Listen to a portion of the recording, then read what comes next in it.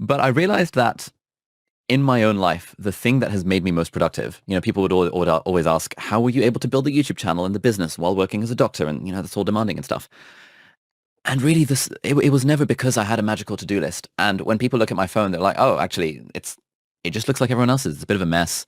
My to-do list is always overflowing.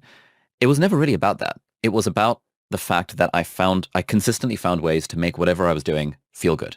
I found ways to make whatever I was doing energizing and enjoyable. And it wasn't always like that. So when I started off working as a junior doctor in the NHS, conditions were pretty bad and they still are. And I had this sort of grindy mentality where I was feeling drained every day at work, wasn't enjoying it.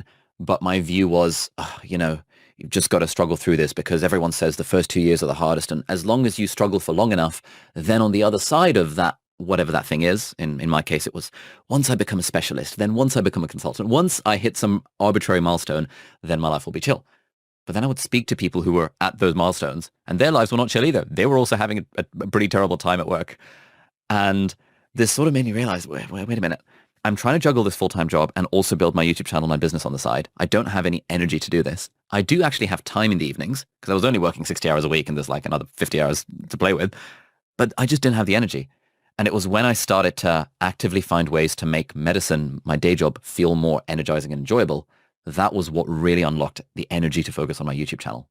And I've spoken to you about this sometimes where